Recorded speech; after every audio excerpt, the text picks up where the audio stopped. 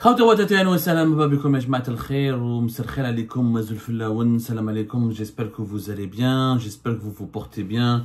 Nous sommes le 16 avril 2024 et force est de constater que l'affaire dont nous avons parlé dont nous parlons depuis le 14 avril dernier, l'affaire du journaliste Farid Halilet et son expulsion inédite du territoire national alors qu'il est algérien, qu'il est détenteur que de la nationalité algérienne, il a dit dans son récit, et l'audition à laquelle il a été soumise, et la manière avec laquelle il a été interrogé sur son travail, sur ses relations, ses fréquentations, sur ses écrits, sur ce qu'il pense ou les rapports qu'il entretient avec les opposants étrangers. Cette affaire, elle est extrêmement grave et elle a suscité l'indignation générale.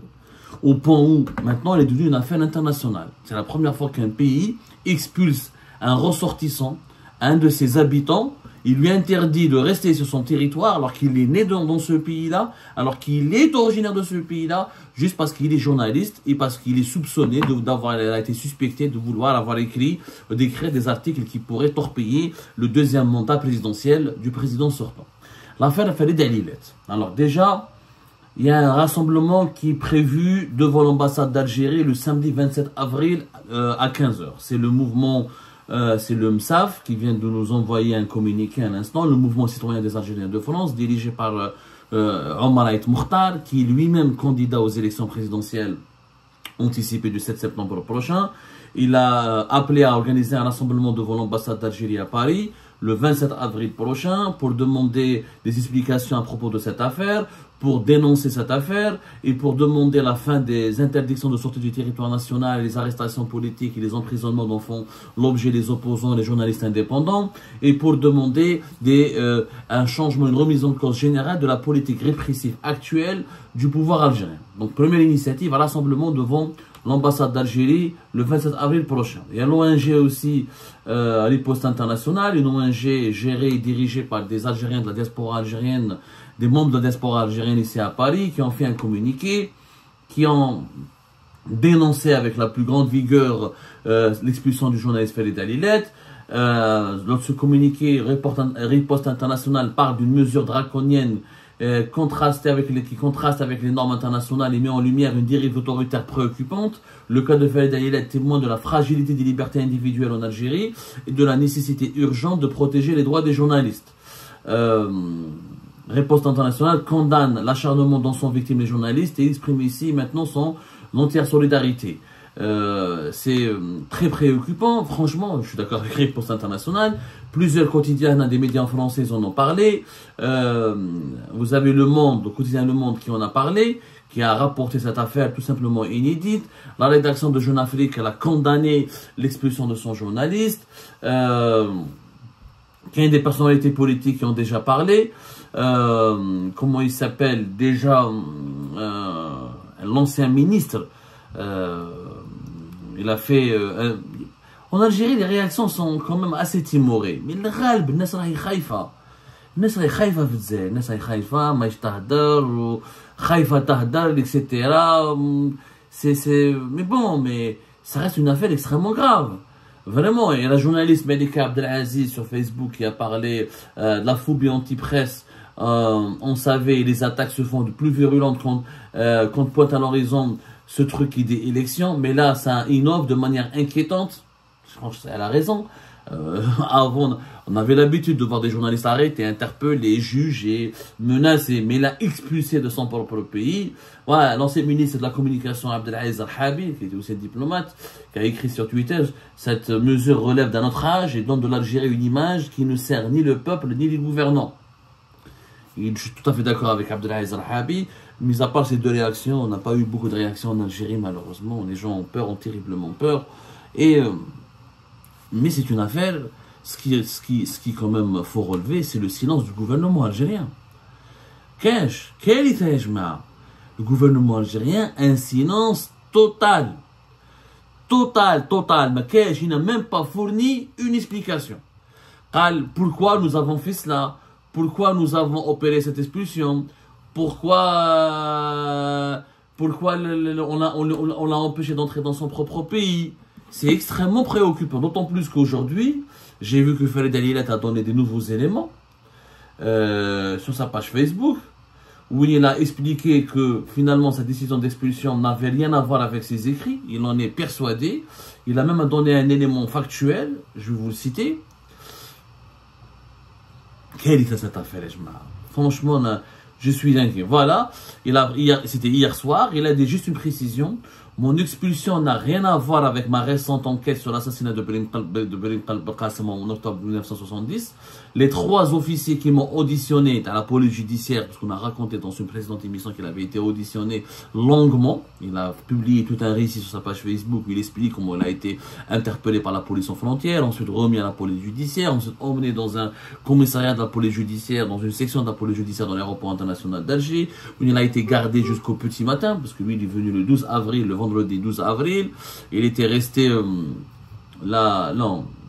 Il était arrivé le vendredi 13 avril, pardonnez-moi, 12 avril, oui, où il était resté jusqu'au, c'était le vol à 18h30. Il a été maintenu en arrestation, pratiquement c'est un régime de garde à vue qui ne dit pas son nom, et auditionné jusqu'à très tôt le matin, jusqu'au lendemain matin, où il a été relâché, raccompagné de force vers un avion, vers un vol d'Air France pour être expulsé du pays. C'est quand même incroyable. Alors lui, il dit, mon expulsion n'a rien à voir avec ma récente enquête sur l'assassinat de Berim Qassem en octobre 1970. Les 3 officiers qui m'ont auditionné n'étaient même pas au courant de mon enquête. Ils ignoraient même que j'ai écrit 3 livres. Une dernière précision, la décision de m'expulser a été prise vendredi dès 22h, soit 3h30 après la confiscation de mon passeport. Et avant même que mon audition ne commence à la PJ de l'aéroport.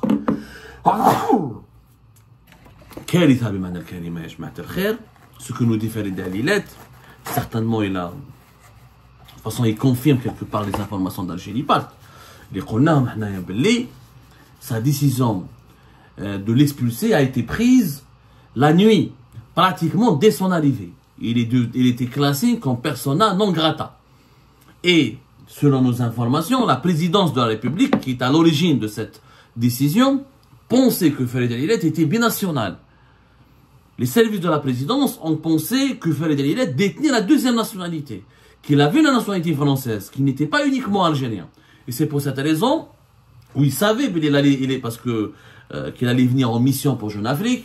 Ils étaient au courant, certainement les services secrets algériens étaient au courant de la mission de Farid Halilet, qui devait faire des reportages pour parler des élections présidentielles anticipées, de l'ambiance qui règne en Algérie, de l'éventualité du 2e mandat, et qu'il allait séjourner dans le pays 2 ou 3 semaines, comme il a l'habitude de le faire, comme il le dit même. Il était en Algérie en décembre 2023. Et personne ne lui a interdit, ne l'a interpellé, ne l'a arrêté, ou là ne lui avait interdit de quitter le pays, ou ne l'avait interdit d'entrer dans le pays. Donc, quand il avait un ordre de mission, qu'il était en mission pour la rédaction de Jeune Afrique, qu'il devait réaliser un certain nombre de reportages et d'articles. Donc la décision a été prise au début. Moi je dirais même que Farid Halilet, sa décision de l'expulser, de lui interdire l'entrée au territoire national a été prise au moment où il était dans l'avion. Parce qu'ils savaient, les autorités algériennes, qu'il allait venir, ils avaient déjà l'information qu'il avait pris le vol, qu'il devait atterrir à Alger à 18h30, etc. Tout était calé. Les autorités algériennes étaient au courant de tout. Sauf qu'au niveau de la présidence de la République, on pensait qu'au palais présidentiel d'El Mouradia, qu'il détenait la nationalité française. C'est pour cette raison qu'ils ont décidé uniquement de l'expulser. Et pas de l'arrêter, ou là de le présenter devant un juge, ou de l'inculper. Parce que s'ils avaient l'information, ce n'était pas un binational, il était uniquement titulaire du passeport algérien, je suis sûr qu'il lui aurait causé beaucoup plus d'ennuis. Il aurait certainement pu être placé en garde à vue, présenté devant un juge, il aurait risqué la prison. Parce que à la présidence de la République, on estime que Farid Halilet travaille pour un média pro-marocain. La raison de son expulsion, ce ne sont pas ses écrits. Ce sont d'abord le média pour lequel il travaille. Il faut que l'opinion publique sache. Pour il y a une instruction qui a été donnée claire. Il y a eu d'ailleurs une série d'instructions qui vont être adoptées. Les médias qui sont complaisants à l'égard du Maroc, qui ne sont pas critiques, qui ne sont pas sévèrement critiques et qui ne publient pas d'articles, qui publient des articles qualifiés par le régime algérien de positifs à l'égard du Maroc, mais qui publient des articles négatifs à l'égard du Maroc, seront blacklistés en Algérie. Leurs journalistes ne sont pas les bienvenus pour couvrir les prochaines élections présidentielles. C'est une instruction, c'est une décision qui a été prise pour le moment, une instruction verbale, mais elle va être adoptée par rapport à un dispositif. Jeune Afrique sera bientôt interdit dans les kiosques algériens et d'autres titres qui adoptent la même ligne éditoriale, à savoir qualifiés par le régime algérien de compréhensive ou d'amical à l'égard du Maroc, mais d'hostile à l'égard de l'Algérie, ils ne seront pas autorisés d'être diffusés en Algérie. Je te fais un moumelé. Il y aura un certain nombre de médias français qui seront classés dans cette catégorie-là. Et d'autres médias étrangers. Donc, dès le départ, il n'était pas le bienvenu. Bon, il a été pris dès vendredi 22h. Les policiers n'étaient pas au courant, la preuve. C'est vrai qu'ils n'étaient pas au courant. Les policiers n'étaient même pas préparés à la police judiciaire, ils n'étaient même pas préparés pour l'auditionner. Ils ne savaient même pas que Farid Alilet était écrivain, qu'il avait fait 3 livres, qu'il avait fait des enquêtes pour Mekrawch, nos policiers Mekrawch. C'est toi de la génération actuelle. Ils ne s'intéressent pas beaucoup à la presse occidentale, ils ne s'intéressent pas beaucoup à la presse francophone. Mekrawch. Donc, quand oui, Farid Alilet est un journaliste, chef de Facebook, il écrit, il critique, il n'est pas virulent contre le régime de Farid Alilet. C'est pas le journaliste le plus, c'est pas Algérie Par, c'est pas Moabdo Semmar, c'est pas Hicham Aboud, c'est pas MLDZ, c'est pas quelqu'un qui critique. Il critique pas énormément le régime algérien, pour être sincère, il fait des articles factuels, quelquefois sur son mur, sur sa page Facebook, il critique, il taille un peu, il remet en cause certaines pratiques politiques, il dénonce, quelquefois il a dénoncé des fausses informations données ou l'a prononcées ou l'a affirmées dans les discours de Abdelmajid Tebboune, quelquefois il égratigne un peu les dérives et les dérives du régime Tebboune, mais pas plus. Ça reste un journaliste parmi les journalistes les plus gentils à l'égard du régime Tebboune. Donc, une fois, il n'est pas virulent. Virulent dans le sens où c'est pas quelqu'un qui écrit des pamphlets contre le régime Tebboune. Alors que le régime Tebboune, on le voit bien, les détenus politiques, les violations des droits de l'homme, comment dirais-je, le très mauvais bilan socio-économique, la pauvreté qui progresse, le chômage qui explose, la misère sociale qui explose. C'est quand on est un journaliste professionnel, on peut difficilement épargner le régime actuel.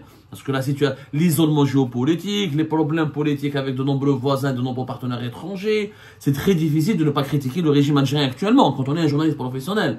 Quand on travaille sur des thématiques dans la démocratie, les droits de l'homme, la diplomatie, le développement économique, le développement social, ou les libertés publiques et individuelles, c'est très difficile vraiment d'épargner le régime algérien. Il a fait un travail, je dirais que c'est un journaliste neutre. Il a plusieurs articles intéressants, comme l'enquête qu'il a publiée sur Karim Belkacem, mais il ne fait pas des enquêtes à charge. C'est pas un dénonciateur, ce n'est pas un journaliste engagé. Vraiment, il essaie d'abord, il vit en France depuis 2004, il aborde des événements avec beaucoup de recul. On l'a empêché de venir en Algérie d'écrire parce que d'abord, c'est Jeune Afrique. C'est Jeune Afrique qui est visé par le pouvoir algérien à travers Farid Alilet. Parce que si le pouvoir algérien voulait vraiment viser Farid Alilet, il l'aurait mis en prison, il l'aurait arrêté, ils auraient fait une enquête, dès qu'ils auraient, parce que il leur a dit durant l'audition, je suis pas binational, j'ai pas une deuxième nationalité. Ils lui ont demandé à la police judiciaire. Si vous voulez, la présidence voulait vraiment se débarrasser ou la neutraliser Farid Alilet, l'ordre allait dire au tribunal d'Al-Beida ou une affaire. Au pire, ils diront lui Estienne, le passeport. Ils vont le malmener. Mais il n'a pas été malmené plus que cela. Bon, il a été malmené, oui. On lui a interdit de rentrer dans son pays, ce qui est quand même grave. Parce que, au niveau du palais présidentiel Mouradia, on pensait qu'il était binational. Et comme Tebboune veut aller en France à tout prix, il veut avoir un grand accueil à Paris, parce qu'il sait très bien qu'à mis à part la France, aucune grande capitale occidentale ne veut l'accueillir, ou là ne veut lui dérouler le tapis rouge. Donc, il a voulu éviter une crise avec la France, pour remporter son frontière, pour que la diplomatie française, le Quai d'Orsay, pour que les médias français ne lui tombent pas dessus. Ne lui tombent pas dessus. Mais pour qu'il ne soit pas très virulent contre lui, il voulait éviter une crise avec Paris, alors qu'il a besoin en ce moment du soutien de la France pour les élections présidentielles de septembre 2024. Il a besoin cruellement, Tebboune a cruellement besoin de cette grande visite d'État dont il rêve à Paris, parce qu'elle va définitivement remédier à son déficit de légitimité et va redorer son blason, va lui offrir ce prestige diplomatique qu'il n'a jamais pu avoir depuis le début de son mandat. Il est parti en Russie, mais il n'a rien. On a bien vu que la Russie tourne le dos à l'Algérie, elle a choisi le camp des Émirats d'Arabie Saoudite, elle soutient pas activement l'Algérie.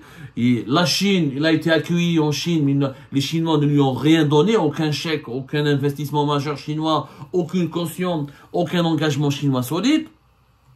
Les États-Unis d'Amérique, ça se passe très mal. Il est parti à New York en septembre 2023, mais il n'a pas rencontré aucun responsable américain, aucun responsable américain de l'administration Biden. Donc, il lui reste que la France d'Emmanuel Macron. Et c'est pour cette raison que le régime Tebboune ne voulait pas s'en prendre violemment à Farid El-Iled, pensant naïvement qu'il était binational.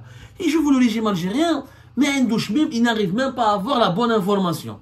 Les services secrets algériens, encore, il y a un conflit au niveau de la prise de décision et au niveau de la vision que les services secrets n'ont pas la même vision que de la gouvernance du pays que le clan Tebboune. Les services secrets ne sont pas favorables à ce genre de pratique. Pour eux, au contraire, et ce serait bien que Farid El-Iled vienne en Algérie, de rentrer en contact, ils essayent de l'amadouer, ils essayent de le contrôler, de lui parler. Ils savent très bien que c'est une très mauvaise stratégie d'enfermer les journalistes, de les réprimer, de les persécuter, de les soumettre, de les menacer. Et c'est une très mauvaise image pour le pays. Voilà, parce que le scandale, il est là. Les médias internationaux, ils en parlent, les personnalités politiques, ils en parlent. Là, le régime algérien a encore une fois discrédité le pays à travers une affaire rocambolesque. Parce que tu ne peux pas interdire à quelqu'un de rentrer dans son propre pays et tu as provoqué, et tu as démontré que tu as peur de la presse internationale. Si le régime Tebboune était fort et le bilan était positif comme le prétendent ses partisans, et qu'il est assuré pour son deuxième mandat, et qu'il a le soutien du peuple, et qu'il a une légitimité populaire, pourquoi ils ont peur de Jeune Afrique, ou là, du monde, ou là, de la presse internationale?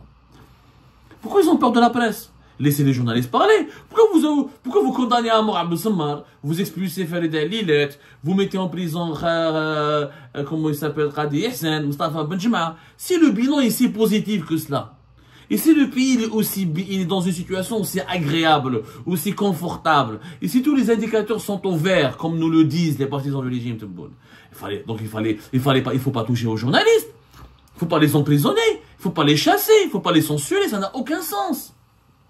Ils ne veulent pas de la moindre critique. Ils veulent faire une élection présidentielle sous contrôle, avec le moins de bruit possible, pour faire passer leur projet. Pour le moment, c'est le deuxième mandat. Peut-être que le deuxième mandat va tomber à l'eau si certaines conditions ne sont pas réunies, mais on en reparlera plus tard. Pour le moment, c'est encore tôt. Mais pour le moment, c'est le deuxième mandat qui doit être imposé. Il n'y a pas une autre feuille de route. Sauf s'il y a un désaccord au niveau des décideurs du régime sur certains aspects de la gérance dont devra faire preuve Abdelmadjid Tebboune pour son deuxième mandat et sur son entourage. Pour le moment, il y a des divergences concernant l'entourage de Tebboune qui doit l'accompagner pour son deuxième mandat. Mais l'idée du deuxième mandat, elle fait l'unanimité au sein du régime. On va en parler plus tard, dans d'autres émissions. Au moins, ils veulent faire une élection sans beaucoup de médiatisation, qui doit passer inaperçue, en plein mois d'août, sous une chaleur étouffante, une campagne électorale terne, pas de critique, pas de polémique, pas de débat contradictoire, une élection protocolaire, je roule comme une lettre à la poste, je roule juste une démarche bureaucratique, ou sous silence, dans le silence le plus absolu, sans aucun tapage. Et c'est pour ça qu'ils ne veulent pas ni de Jeune Afrique, ni du Monde, ni de la planète. Vous allez voir que le nombre de journalistes étrangers qui seront autorisés à venir en Algérie sera extrêmement faible. Et ça sera filtré. Les médias les plus critiques, les plus libres, qui refusent, ou là, qui véhiculent une vision négative du régime algérien, ne seront pas les bienvenus. Il y aura quelques médias arabes, il y aura quelques médias africains, surtout les agences de presse, et pas plus. Le régime algérien veut contrôler, veut étouffer tout discours critique à son encontre. Et c'est pour cette raison qu'ils ont expulsé Farid El-Iled. On dit à lui, Farid, rakslikt. Bini Zani, Ahmed Rabbi, le can faqoulek, tu n'étais pas binational. C'est le service de la présidence savait que tu n'étais pas binational. Il a eu de la chance parce que la présidence n'est pas suffisamment bien briefée, bien informée, et qu'elle a décidé dans la précipitation et qu'elle réagit de façon épidermique, sans aucune rationalité. Voilà malheureusement les véritables enjeux de l'affaire de Farid El-Iled.